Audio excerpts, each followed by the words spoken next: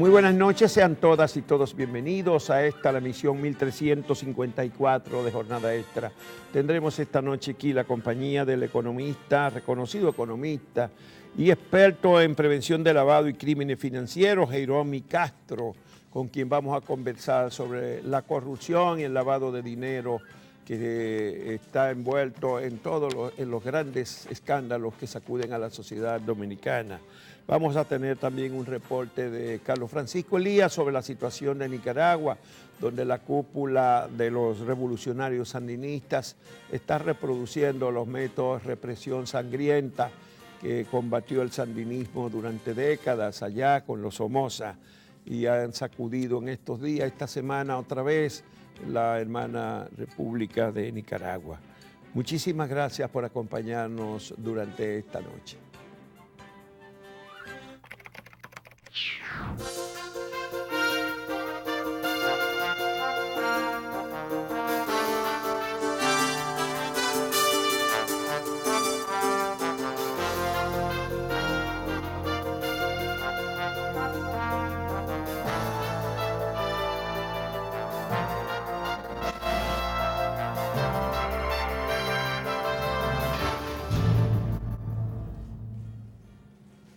Los anuncios simultáneos del Departamento del Tesoro de los Estados Unidos y el Departamento de Estado situando al senador de la provincia de San Juan, Félix Bautista, en la lista OFAC y posteriormente la cancelación del visado a él y toda su familia se convirtieron en el hecho mediático de esta semana, dejando de lado todo el escarceo que se había generado por el sometimiento a la justicia de 7 personas por el escándalo de Odebrecht. Bueno, lo de Félix Bautista es dramático porque una parte de la sociedad dominicana celebró eso como si fuera un triunfo de la justicia dominicana, pero es el triunfo que aquí nos espera porque los instrumentos, las instituciones judiciales y el Ministerio Público están secuestrados por el partido de gobierno que lo controla todo en la República Dominicana y ya no se espera nada. Sobre todo después que se ha venido dilucidando todo el expediente elaborado por la Procuraduría General sobre el escándalo de Odebrecht, que el único país de los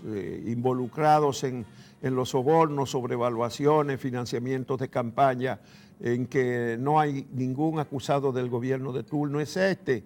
Y además que de los 5 acusados, porque hay 2 que aparecen como el abogado y el distribuidor por parte de Odebrecht, hay 5 acusados de haber recibido soborno. Y este es el único país en que la mayoría son de la oposición. En todas partes son funcionarios del gobierno, y hasta vicepresidentes y presidentes. Pero además de una oposición que solo estuvo en el poder 2 años después que la empresa llegó y a que la por República cierto eran las cabezas dirigentes de un partido que no existía cuando eso, pero bueno, que vienen de otro partido. De todas maneras hay un escalceo muy grande en la medida en que se ha ido dilucidando el asunto. Por ejemplo, ahí está Tommy Galán, a quien consideramos como un genio de la política, porque él solito resulta que el único senador que es responsable de la aprobación de 15 de los 17 contratos y decenas de adendas a la misma, el único que era sobornado era él solito, según el expediente de la Procuraduría. Pero en su partido, en ese periodo en que él estuvo en el Senado, también tenía el control absoluto del Senado, con 24 de 32 y luego con 31 de 32.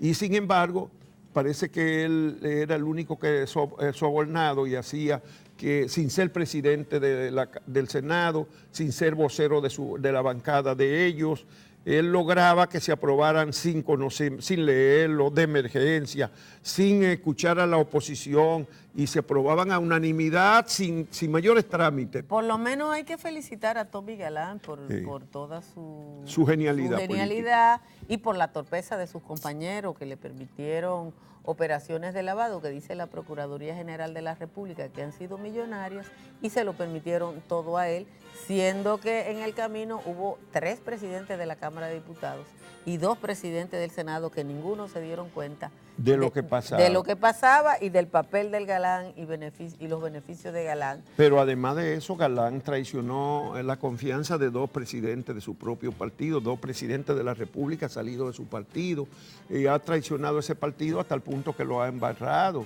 ¿verdad? Y sin embargo, todavía ninguno en ese partido lo han criticado. Bueno, una de las cosas que pasó esta semana, Juan Bolívar, es que hubo una disidencia de voces en el Partido de la Liberación Dominicana respecto a este caso. Mientras Francisco Domínguez Brito considera como sanción válida que simple y llanamente se le puse del secretariado del partido. Pero eso es Félix Bautista, no en el caso de Díaz Rúa. Bueno, y Díaz Rúa, pero no en el caso del senador Tommy Galán. No, él dice por eso del que digo que secretariado Tommy Galán es un genio de la política, porque fíjate que a él no lo ha cuestionado.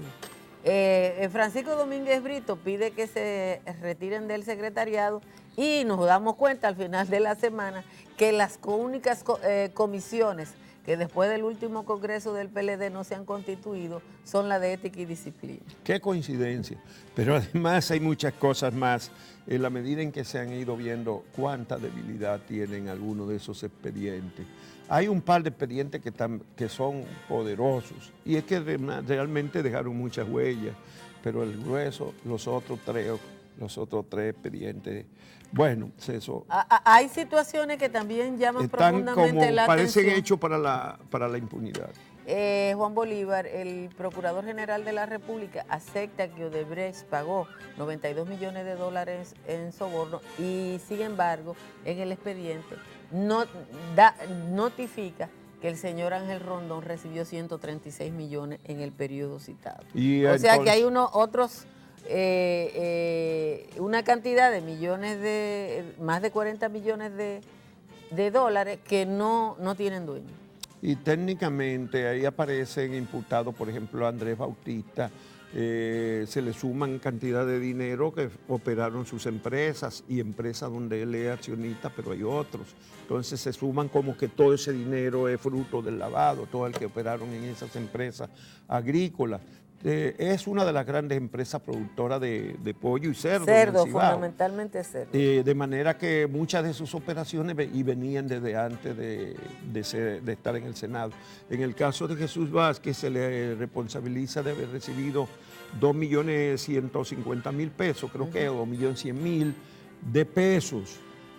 2 millones de pesos. 2 de esos cheques fueron pagados antes de él estar en el Senado de la República. 2 de los tienen la fecha en el mismo expediente.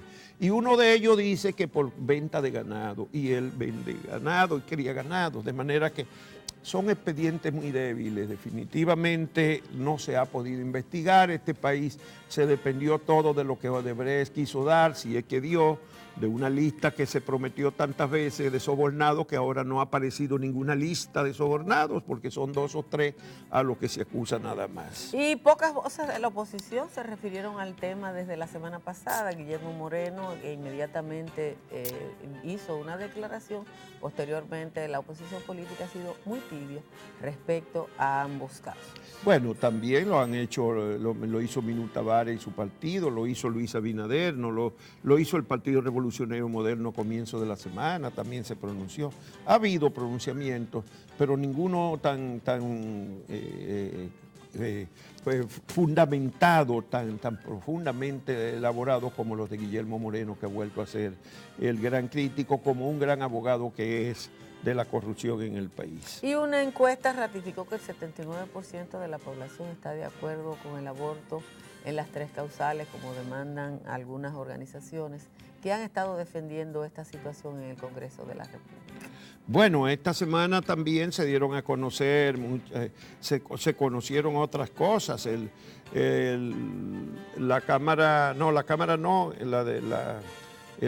La Proconsumidor dijo que iba a determinar si la empresa Altiz va a devolver a los usuarios de sus servicios el dinero que pagaron por lo que se ha suspendido. Ya la empresa Altiz emitió un comunicado en la noche del jueves diciendo que iba a resarcir a todas las personas que habían contratado los servicios y que los iba a compensar por el tiempo que no reciban el servicio. No ha habido más información por parte del gobierno respecto a ese Pero caso. lo que correspondía a Proconsumidor no es pedir, porque obviamente que Altice es una empresa solvente que devolvería ese dinero a los usuarios. Lo que le correspondería a Proconsumidor es salir a defender el interés de los usuarios que pagaron por un servicio público que no hay razón para que se le haya suspendido. Porque una cosa, el pleito que tiene el Canal 5 es con la Major League Baseball, en definitiva. Y la Major League Baseball es también una institución solvente que si perdiera, el Canal 5 tiene recursos como para hacer una demanda civil para recibir compensación, pero no va a recibir compensación de que se suspendan la transmisión de los juegos. Y está afectando a un tercero. Que afecta a miles de personas. No, está afectando a un tercero que no es parte del conflicto, que es la empresa Altice, y está afectando a toda la población que recibe porque la empresa Altice en este caso es víctima, porque no es a Altice que se ha demandado. Es un tercero. Y por lo tanto, lo que no se entiende es cómo un juez pudo haber suspendido las transmisiones de béisbol que afectan a decenas de miles de personas. Bueno. Y Proconsumidor se está preocupando de si Altice va a devolver el dinero. Tiene que apelar esa decisión de ese juez. Eso es lo que le corresponde a Proconsumidor. Y además condenarla, porque eso va contra el interés de los consumidores. Bueno, el Tribunal de Cuentas de Haití anunció que va a auditar todas las obras que realizaron las empresas del ingeniero Félix Bautista en ese país. Hay que decir que Félix Bautista desarrolló 5 proyectos importantes en Haití después del terremoto del año 2010, varios de los cuales no terminaron y que han sido sujetos de demandas y críticas en ese país. Esta semana no se avanzó absolutamente nada con respecto a la ley de partidos y parece que estamos asistiendo a la resignación general, porque la Cámara de Diputados ya crearon la comisión especial para buscar una mixta con el Senado para la ley del régimen electoral.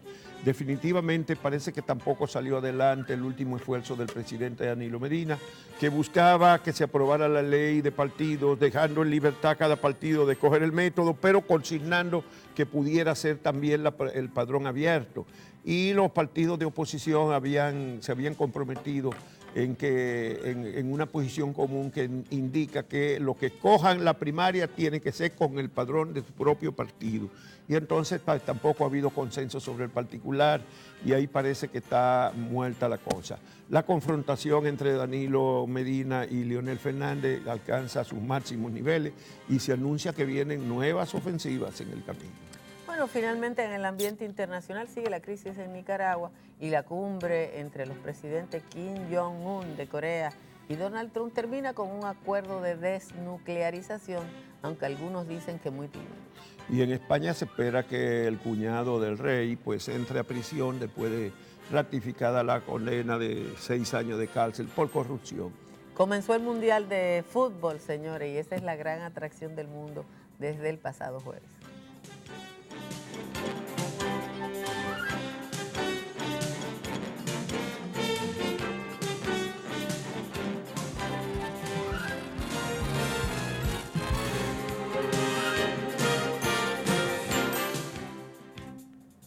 Hace 40 años que el Ejército Popular Sandinista descabezó la dictadura de Anastasio Somoza.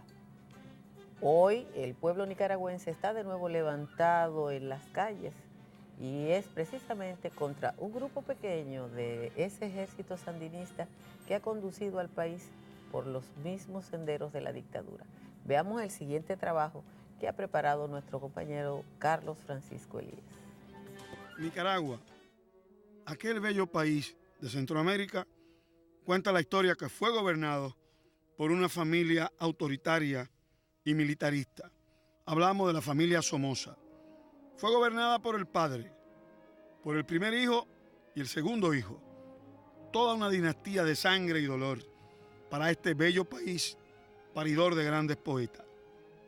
La dictadura de Somoza Debayle fue combatida por los sandinistas en el momento en que hicieron un atentado en la ciudad de Asunción, Paraguay, al dictador Anastasio Somoza, alias Tachito, el hijo de Anastasio Somoza García. Se debe destacar que esta dictadura, en pleno corazón de Centroamérica, era comparable a las de otras en aquella época. Trujillo, Duvalier. En la época del padre hubo un gran festival de dictadores y la familia, a sangre y fuego, a dolor y despotismo, siguió gobernando Nicaragua. Todos deben recordar que Nicaragua es un país de grandes poetas, capitaneados por el gran padre, escritor de versos, Rubén Darío. Los sandinistas, manos en armas, prometieron una revolución y la tuvieron. El pueblo estuvo en armas contra la dictadura.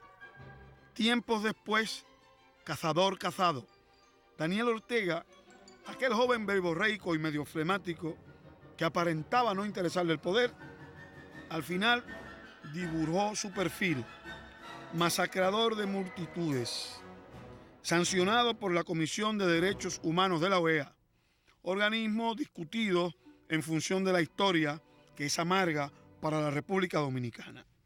Daniel Ortega se ha apoderado del poder, envejeciente y apoyado por su mujer, la Rosario Murillo, de quien se dice es la femenina mano de hierro en el poder.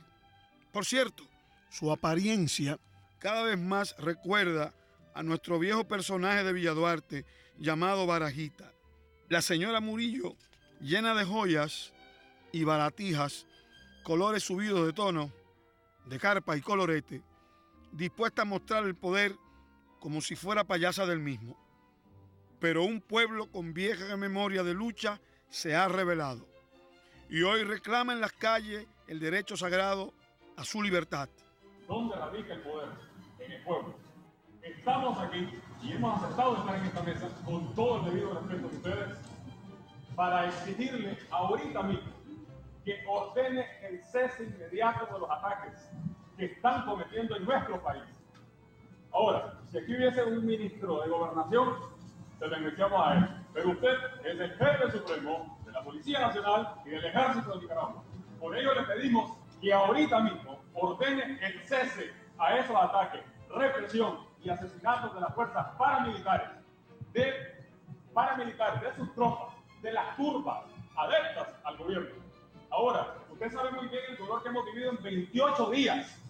Pueden dormirse todos tranquilos. Nosotros no hemos dormido tranquilos. El antiguo revolucionario, hoy masacrador de multitudes, se irá con una larga memoria de sangre. Aquella figura legendaria hoy es la mueca funeraria del dolor en Nicaragua.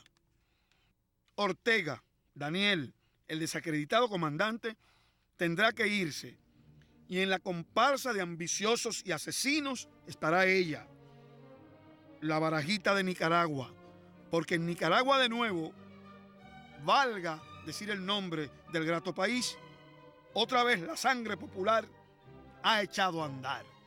Hemos dicho basta y echado a andar, nadie en el mundo nos puede parar, empezó la lucha y vamos a... Nicaragua.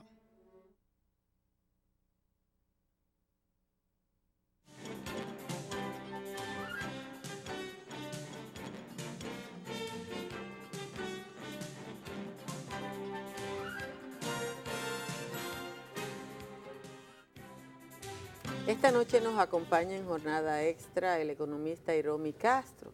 E invitamos a Iromi Castro porque su especialidad tiene que ver con lavado de activos y los crímenes financieros de esa naturaleza. Y esta semana, o en las últimas 2 semanas, esos han sido temas relevantes en la República Dominicana. Tanto en el caso del expediente Odebrecht como la resolución del Departamento del Tesoro de los Estados Unidos contra el senador Félix Bautista. Muy buenas noches, Iromi. Sería bueno iniciar el diálogo con que tú nos expliques qué es esta lista OFAC en la que el gobierno de Estados Unidos incluye al senador Bautista y qué es lo que significa para los negocios y para la vida económica de Bautista. Buenas noches, gracias por la invitación. OFAC fue creado en 1950, es decir, una oficina dentro del Departamento del Tesoro que ya data desde hace mucho tiempo, pero que se ha puesto más en boga después de los años del 95, cuando fue incluida la lista Clinton dentro de lo que es OFAC. Y la lista Clinton es una lista que los Estados Unidos emite para tipificar o para listar a los narcotraficantes que ellos entienden que pueden ser procesados dentro de los Estados Unidos, pero es parte de la misma lista OFAC. OFAC es la lista entonces de las personas, sean jurídicas o sean particulares, físicas, que no pueden hacer negocio en los Estados Unidos porque supuestamente ellos tienen indicios fehacientes de peso de que han violado normas dentro de los Estados Unidos, fuera de los Estados Unidos o contra los intereses de los Estados Unidos en cualquier parte del mundo. Pero también le prohíben a empresas norteamericanas hacer Claro negocio con ellos fuera de Estados Unidos, sí, porque ¿no? inmediatamente se incluye una persona en la lista OFAC, no puede hacer negocio en los Estados Unidos, se le congelan las cuentas dentro de los Estados Unidos y activos dentro de los Estados Y Unidos. bancos de Estados Unidos que operen en la República Dominicana, por ejemplo, pueden hacer negocio con o tener cuentas de Félix Bautista. De que pueden. El problema está en que pueden perder las cuentas de corresponsalía en los Estados Unidos. Y perder las cuentas de corresponsalía en Estados Eso Unidos sí son es muy bancos grave. dominicanos. Si son bancos dominicanos Pero si son bancos americanos no, si son bancos que están operando en el como país, tal, no pueden. No pueden, Y absolutamente. los dominicanos pueden, pero corren riesgos. Tienen el riesgo. Por ejemplo, en la lista OFAC está Raúl Castro, por ejemplo. Él está en la lista OFAC. Pero por el asunto del bloqueo, el asunto con los problemas políticos y las acusaciones también de crímenes contra personas que ellos... Derechos humanos. De derechos humanos que les imputan. Raúl no puede hacer negocios. Por ejemplo, las empresas cubanas tampoco. Aquí hay surgió una situación una vez en los años 90 en la que una línea aérea cubana, que quizás entonces, ¿verdad? Uno no entrando en muchos detalles, todo el mundo sabe cuál es, se le dio un servicio a esta línea aérea y pidió que se le hiciera un pago y un banco local trató de hacer el pago vía un banco norteamericano. Y cuando el banco norteamericano leyó el concepto, inmediatamente bloqueó esa transacción. El banco local tuvo que hacer el pago vía un banco panameño o un banco europeo, porque no podía hacerlo por el banco corresponsal. Pero excluirte del sistema financiero de los Estados Unidos, que es lo que yo entiendo que hace la lista. Y comercial. También te excluye de parte del sistema financiero del mundo. Claro, porque el gran liquidador del mundo, el gran clearance, como le llaman en el argot financiero del mundo, son los Estados Unidos, es el sistema de pago norteamericano. Por ahí es que se pagan la mayor parte de todas las transacciones del comercio internacional del mundo.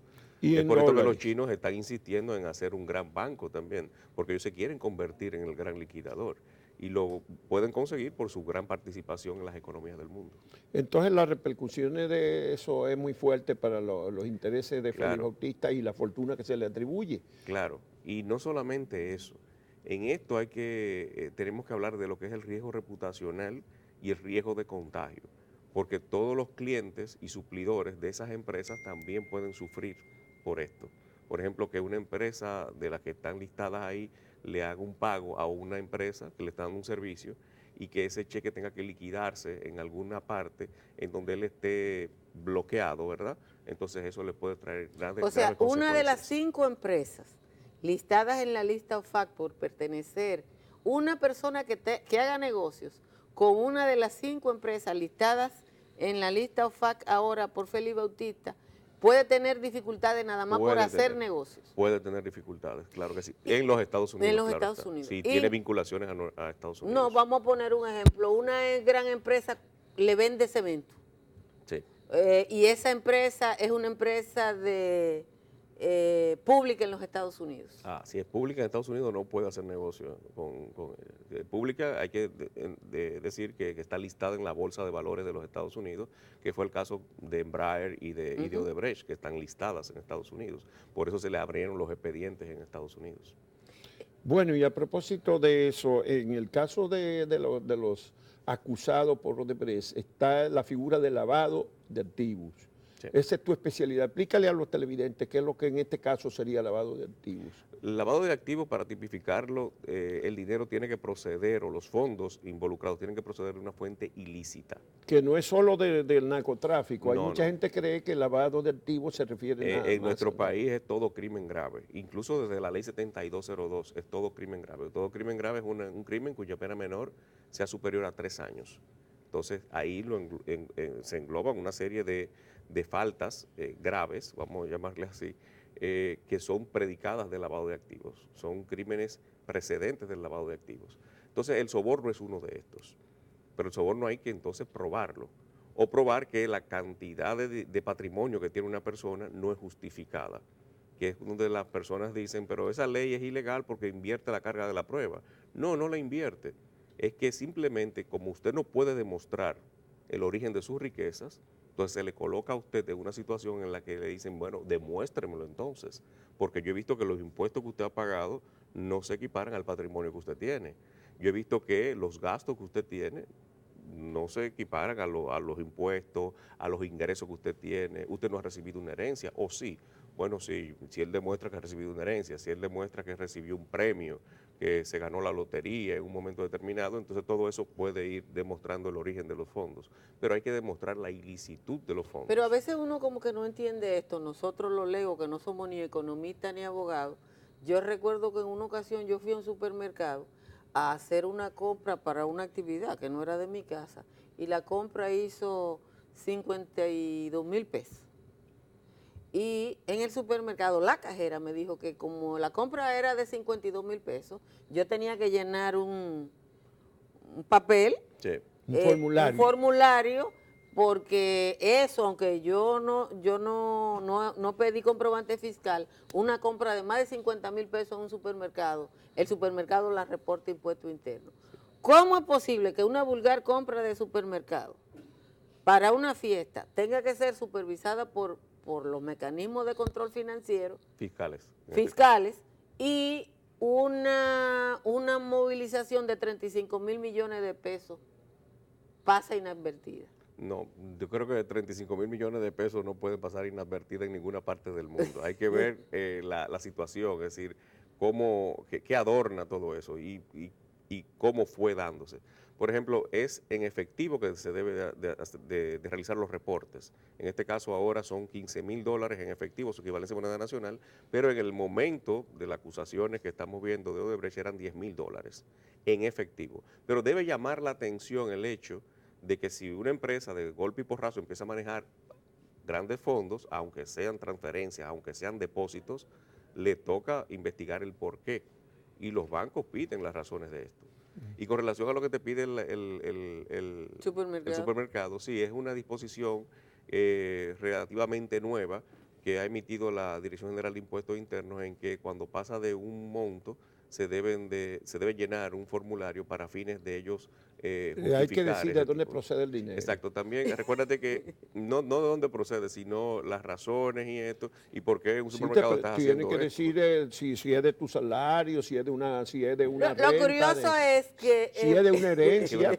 una compra de 52,000 pesos en un supermercado todavía es una compra. lo que hay que comprar bebida. Ah, no, bebida, claro que sí, en dos o Era tres. una fiesta. Era y una había que fiesta. En 2 o 3, sí, ciertamente.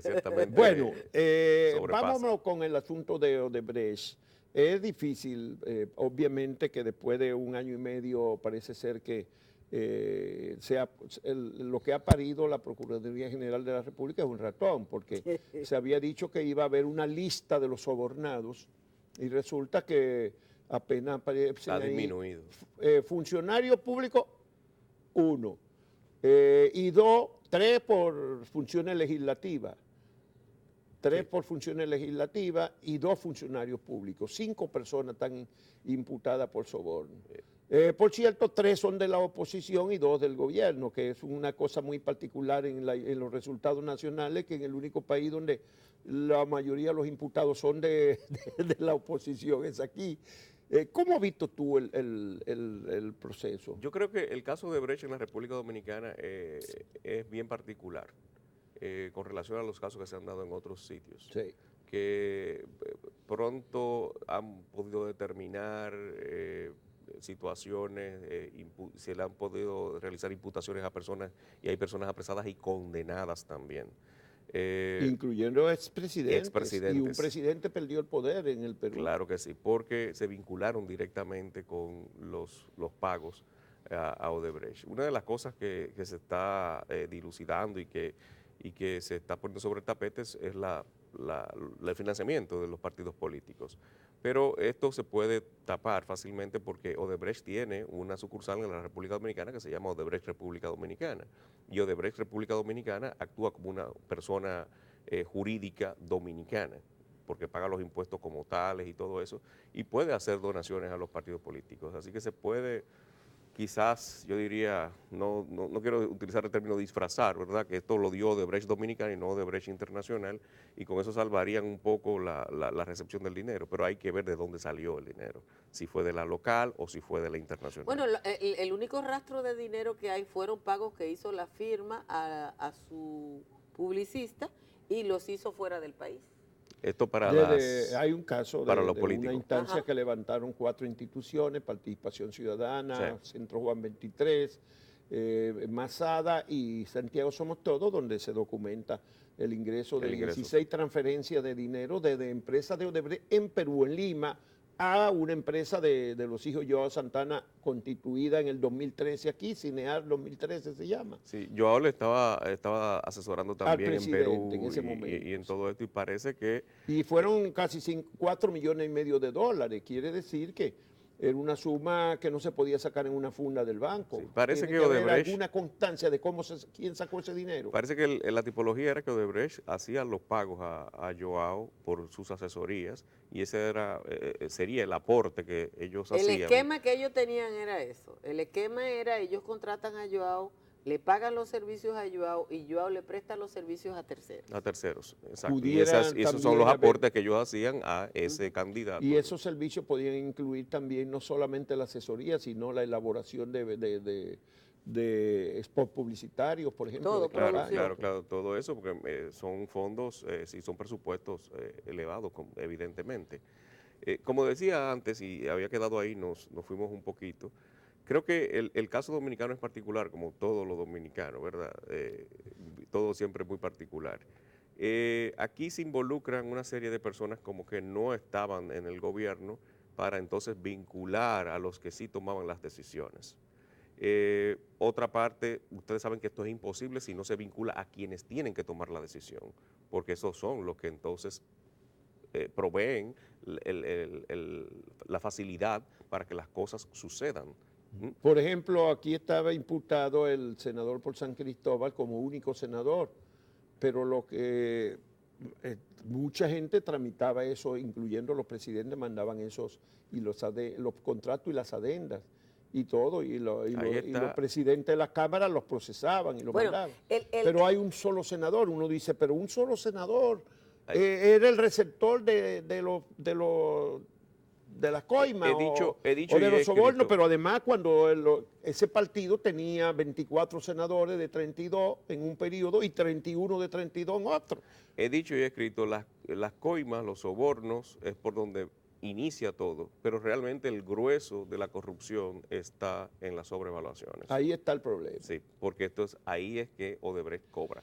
Y era ¿Dónde posible, está el haciendo gran- una auditoría, determinar, tú eres experto en esas cosas, determinar la sobrevaluación, con Claro la que auditoría sí. la sobre. Claro que sí, absolutamente. Y entonces, ¿por qué un año y medio no se han hecho las No sé, las auditorías? eso sería bueno que lo contesten aquellos que tienen que tomar la decisión de hacerlo, porque aquí están los mecanismos.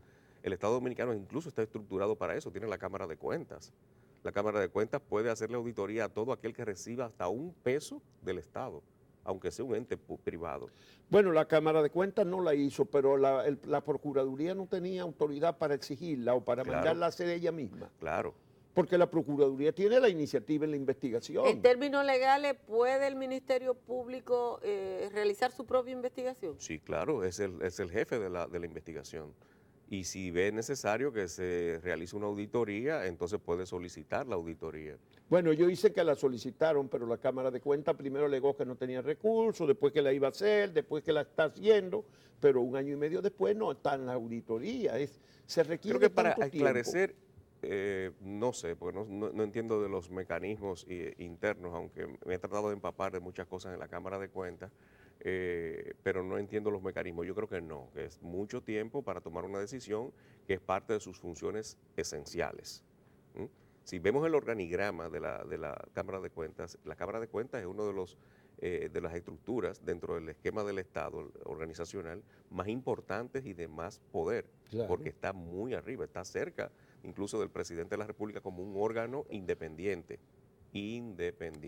Pero hay... En teoría, por En teoría, estoy diciendo lo que está escrito ahí. El profesor José Rijo hizo una especie de esquema, de flujo, de cómo ocurrían las cosas en el caso de las relaciones de Odebrecht con el Estado Dominicano. Iniciaban con la aprobación de un proyecto que el presidente de la República, de un contrato que el presidente de la República mandaba al Congreso. El Congreso aprobaba ese proyecto. Posteriormente, el mismo presidente de la República enviaba al Congreso el contrato con el préstamo para la financiación del proyecto. O sea, cada proyecto del gobierno dominicano con Odebrecht salió de la presidencia de la República, pasó por una consultoría jurídica, fue a las dos cámaras y regresó a la presidencia de la República. Hay proyectos como el acueducto de la línea noroeste y la autovía del Coral, que fueron 6 veces. ¿Por qué? Porque se aprobaron, se aprobó el proyecto, se aprobó el contrato, se aprobaron cada adenda, fue otra vez al Congreso y cada adenda significaba otra vez 2 vueltas por el Congreso. ¿Cómo es posible, tú que sabes de eso, que en esta investigación haya una sola persona de todo ese bailoteo de 17 proyectos, 17 contratos y más de 30 adendas? Hay que investigar si cuando cada uno de esos proyectos fueron al Congreso, fueron conocidos por el Congreso y las votaciones se dieron tal cual lo establecen los procedimientos dentro del Congreso. Que no dudo que eso haya pasado, pero de aquello de que si lo conoció, porque una cosa es que voten, otra cosa es que lo conozcan. Ahí la mayoría de los congresistas usualmente no conocen pero las eso se estructuras de denunciaba sistemáticamente y algunos opositores, Pues porque ahí estaban en la Cámara de Diputados, lo denunciaba Hugo Tolentino, lo denunciaba ahí se Paliza, puede lo determinar denunciaba entonces vinculaciones Minú Tavares, decisiones. lo denunciaba Guadalupe, que no se declaraban de urgencia. Por ejemplo, el caso del contrato Pero de... el hecho de que se declare de urgencia no quiere decir que no se puede, que no se deba conocer, porque tú no puedes votar por algo que tú no Bueno, lo conozcas. declaraban de urgencia y lo liberaban de lectura. El caso más patético es el de la gran obra de Danilo Medina, de 2.040 millones de dólares contratados para las plantas de carbón. Ese contrato tiene 3.000 páginas, 700 de ellas estaban en inglés, pero ese contrato se liberó de lectura. Y tú puedes preguntar, fuera de ahí, ¿alguien lo leyó fuera de ahí? ¿Cuántos legisladores lo iban a leer en su casa? Si no lo podían leer dentro del hemiciclo, donde estaban en el colectivo, para no perder tiempo. Y lo aprobaban así. Entonces resulta que era un solo senador el que era sobornado de los 32. Ahí voy. Es decir, se debe investigar quiénes votaron y bajo qué circunstancias votaron a favor. Y Todos los los del gobierno votaban a favor de esos entonces hay que proyectos. investigar a cada uno de esos. ¿Y por qué lo hicieron? ¿Bajo qué criterio? Porque ellos fueron elegidos por el pueblo para representarlos y que guardaron sus intereses. En el caso de una investigación de esta naturaleza, corresponde al Ministerio Público investigar a todo el que estuvo vinculado. Sí, claro que sí. Sí es necesario, sí. Y en este caso todos votaron porque sí, sin conocerlo, entonces a cada uno hay que investigar el por qué. ¿Y por qué usted lo hizo? Ah, bueno, porque Por lo fue menos de urgencia interrogarlo para que explicara. y para mí era lo más necesario y yo lo vi. ¿Pero usted lo leyó? No, pero yo lo entendía así. Bueno, pues entonces, ok, no hay ningún tipo de problema. ¿Usted no recibió nada por esto? No, no recibí nada por esto.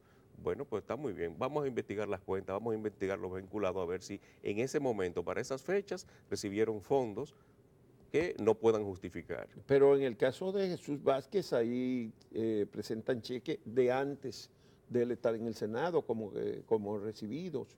Y hay uno de varios años después. Él tuvo presidente del Senado 2002, 2003. Y después hay cheques del 2007 y uno del 2010. y hay uno que dice concepto, dice venta de ganado. Sí, yo vi en el expediente. En el expediente. Ciertamente el papel puede aguantar todo, Cualquier pero cosa. la defensa puede utilizar esto como un mecanismo muy poderoso para demostrar que ese dinero no viene por esto ni fue por concepto Hay varios casos que al de vender final una va a ser decisión. difícil que lo pueda condenar un El juez. Entonces va a soborno es haber difícil de casi probar. impunidad. El soborno es difícil de probar porque a Es pesar de difícil. todo se hacen la competencia esta, las... ¿Cómo se llama? Cuando varias empresas postulan. Concursos. Los concursos se hacen y se toman decisiones en función de los mejores intereses, no de la más barata, sino de la que ofrezca mejores condiciones. Y esto se lleva a cabo. Entonces hay que ver bajo qué circunstancias se llevan a cabo. Quiere decir que... Esto es muy difícil, es un proceso caro porque le sale caro al Estado. ¿Mm? Le sale caro al Estado porque el Estado tiene que invertir en investigar esto. No es fácil. Yo quiero preguntar algo. Es complejo. El procurador ha insistido en el caso de una parte de los imputados que el fundamento de la acusación está en el aumento de su patrimonio en determinado periodo. Y obviamente que se ha investigado, y es cierto el aumento del patrimonio. Con una cúpula gubernamental donde es obvio que todo el mundo ha aumentado su patrimonio de manera geométrica, ¿cómo se puede investigar lavado de activos en función simple y llanamente del aumento de tu patrimonio? Simplemente, como he dicho antes, si tu patrimonio ha aumentado y tú no puedes justificar ese aumento de patrimonio, entonces toca al propietario de ese patrimonio demostrarle a la sociedad, demostrarle al Ministerio Público de cómo ha obtenido esos fondos, esos capitales. Es decir, no es una inversión de la carga de la prueba, es que se te coloca a ti en una situación en la que tienes tú que demostrar el origen de los fondos porque materialmente no es posible o no le ha sido posible al investigador compensar lo que tú tienes con lo que tú has ganado y has declarado. Entonces esa situación lo coloca a esta persona ya en una situación defensiva, en un estadio defensivo para entonces mostrar si que tiene la capacidad o que tuvo la capacidad de generar eso lícitamente. Bueno, hay un caso Pero tiene que ser una investigación, de tiene venta que ejecutarse la acción. de compra de terrenos, hay 2 o 3 casos que están ahí documentados que pueden ser objeto de validez en términos de que tienen que demostrar dónde salió el dinero, pero hay otros. Ahí hay venta de terreno, hay una que dice, él mismo dice que fue fruto de una herencia. Si fue fruto de una herencia, eso fue se una investiga herencia. fácilmente. Pero ahí mismo, en el mismo expediente lo dice.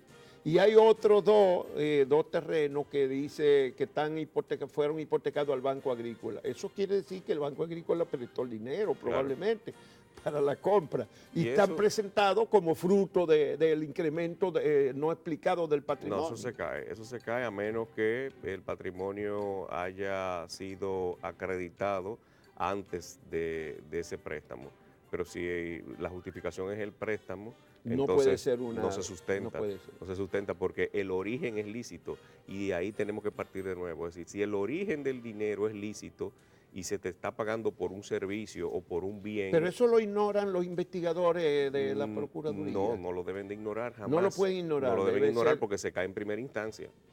Bueno, se debe caer en primera instancia. Está difícil eso vamos a esperar a ver cuando llegue a los y la suerte cuando llegue a la justicia a ver cuántos son los que van a salir condenados con ese hay personas que ahí no podrían justificar su patrimonio. Hay algunos que no.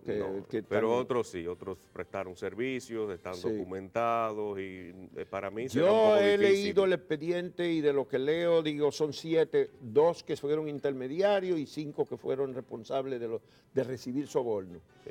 Y mi impresión es que hay 2 bastante bien fundamentados y el resto hay 2 o 3 y lo grande mal fundamentados. Lo grande de esto es que deberían de ser más. Eso de los que están ahí, porque los que faltan son más y mucho más grandes probablemente. Y la investigación debió arrojar mucho más personas, porque en el tiempo, al buscar los orígenes del dinero, a seguir el dinero, eso te va abriendo otras ventanas. y ventanas que se van convirtiendo en puertas y puertas que se van convirtiendo en Bueno, pero portones. que no puede aceptarse que un solo senador fuera sobornado para aprobar Votos de obra, 30. un contrato que ese senador, el partido de gobierno interesado en el contrato, tenía 24 de 32 senadores y 31 de los 32. Entonces, ¿para qué va a sobornar a uno solo? Bueno, ese era de la NASA. Señores, gracias a Iromi Castro por haber estado con nosotros esta noche en Jornada Extra.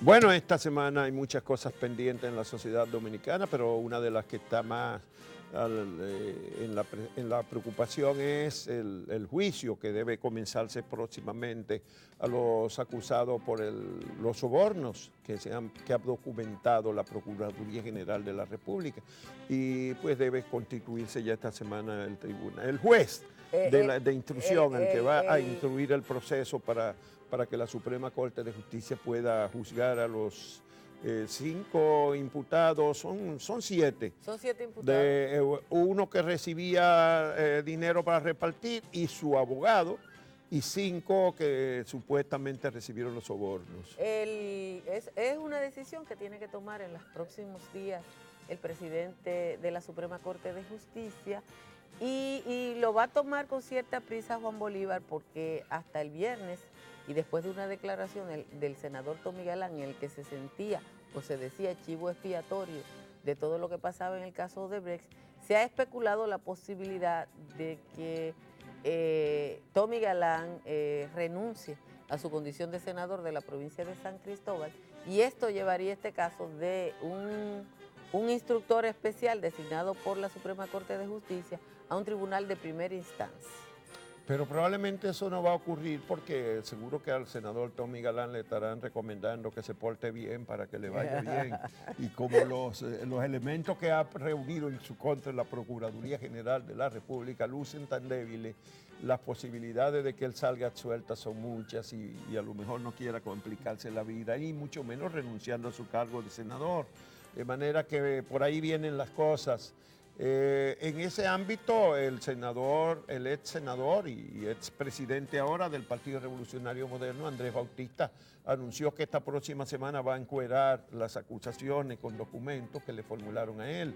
No sé si también Jesús Vázquez, que había prometido que iba a hablar sobre su caso, lo tendrá ya esta semana, pero a ellos se les va pasando el tiempo para salirle al frente a las acusaciones que se han formulado en su contra. Hay que decir que también se estrenan esta semana ya, digamos, la nueva dirección del Partido Revolucionario Moderno, con José Ignacio Paliza en la presidencia y Carolina Mejía en la Secretaría General. Empieza una nueva etapa ese partido que se ha rejuvenecido, porque esos dos no solamente son más jóvenes que todos los dirigentes de los otros partidos, sino que también hay muchos de los vicepresidentes y de los subsecretarios generales escogidos que también son gente joven. Hay una cierta renovación en esa dirección de ese partido como fruto de la última convención. Bueno, y el otro tema de la semana es el estado de varada de la ley de partidos, que al finalizar esta semana pasada no pasó nada. Tampoco se advierte que pueda pasar en los días por venir, porque los seguidores del presidente Danilo Medina han boicoteado cualquier intento de que se reúna la comisión especial creada para conocer esa ley. Bueno, es que el presidente Medina y su grupo esperaban que los opositores aceptaran la última transacción que le propusieron, es decir, dejar que cada partido, no imponerle obligatoriamente el padrón abierto a todos, como pasaron más de un año tratando de hacer, sino que cada partido escoja si es abierto o cerrado. Pero que sí que se consigne la posibilidad de que fuera abierto, pero los partidos de oposición han sostenido la posición de que el que coja primaria tiene que ser con su propio padrón, no con padrón abierto, es decir, no con el universo de los electores. Y entonces pues sigue sin prosperar no se puede aprobar nada.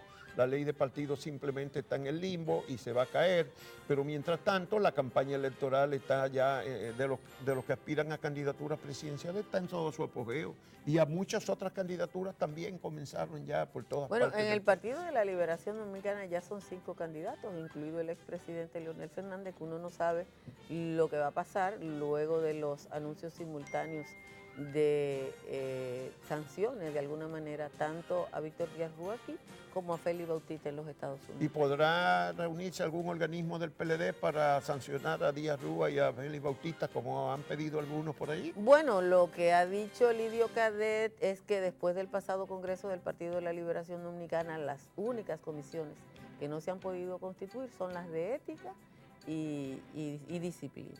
Cosa muy relevante, ¿verdad? Que no se haya podido Sobre todo en el constituir las partido de comisiones de Juan Bosch. disciplina y de ética en el partido de gobierno.